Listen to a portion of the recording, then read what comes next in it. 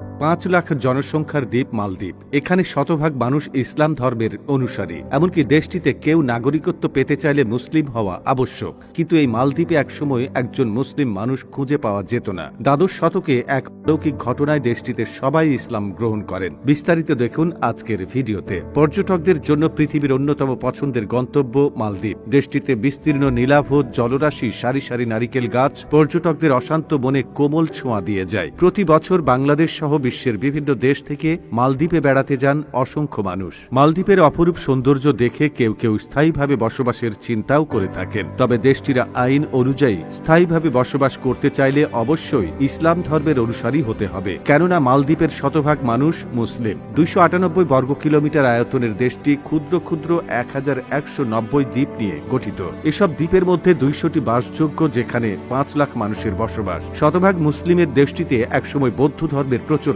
ছিল। কয়েকশো বছর আগে এক অলৌকিক ঘটনায় এখানে সবাই ইসলাম ধর্ম গ্রহণ করে। বিখ্যাত পর্যটক ইবনে বতুতা মালদ্বীপের সেই অলৌকিক ঘটনার বিশদ বর্ণনা দিয়েছেন। 1183 খ্রিস্টাব্দে তিনি মালদ্বীপে ভ্রমণে গিয়ে দেখেন সবাই মুসলমান, কিন্তু সেখানে কোনো ইসলাম প্রচারক যাননি। তখন প্রকৃত ঘটনা জানতে সাধারণ অধিবাসীদের কাছে জিজ্ঞেস করতে থাকেন। অত্যন্ত আশ্চর্যের একটি ঘটনা শোনা যায়। দ্বাদশ শতকের শুরুতে আরবের কোনো এক বাণিজ্য জাহাজ পূর্ব দিকে যাত্রা করে, কিন্তু জাহাজটি সম্পূর্ণ ঝড়ে পড়লে সব যাত্রী মারা যান। তবে জাহাজের কাঠখণ্ড আঁকড়ে ধরে একজন মাত্র প্রাণে বেঁচে যান। বেঁচে যাওয়া আরব যুবকটি কোরআনের হাফেজ। তার নাম আবুল বারাকাত ইউসুফ আল বারবারি আল মাগরিবি। তিনি মালদ্বীপে এক বৃদ্ধার ঘরে আশ্রয় নেন। একদিন বারাকাত দেখেন আশ্রয়দানকারী বৃদ্ধা কাঁদছেন, সঙ্গে বৃদ্ধার মেয়েটিও কাঁদছেন। তিনি কান্নার কারণ জানতে চাইলেন। তখন বৃদ্ধা বললেন আজ তার মেয়ে মারা যাবে। বৃদ্ধা বললেন তাদের দ্বীপটিতে প্রতি বছর একটি নির্দিষ্ট তারিখে এক সামুদ্রিক দানব ধেয়ে আসে। তখন সেই সামুদ্রিক দানব থেকে বাঁচতে একজন তরুণীকে সমুদ্র উপকূলে রেখে আসতে হয়। এবছর তার মেয়ের নাম ঘোষণা করা হয়েছে।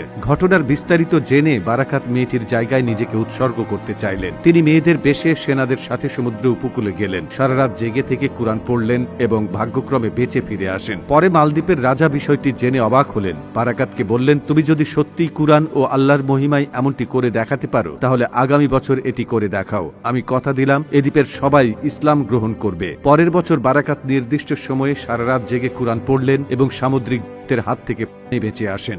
এরপর সবাই ইসলাম ধর্ম গ্রহণ করা শুরু করেন। ওই অলৌকিক ঘটনায় এক রাতে 65,000 মানুষ ইসলাম ধর্ম গ্রহণ করেছেন। দর্শক, দেশ বিদেশের এমন তথ্য পেতে আমাদের সাথেই থাকুন। ধন্যবাদ।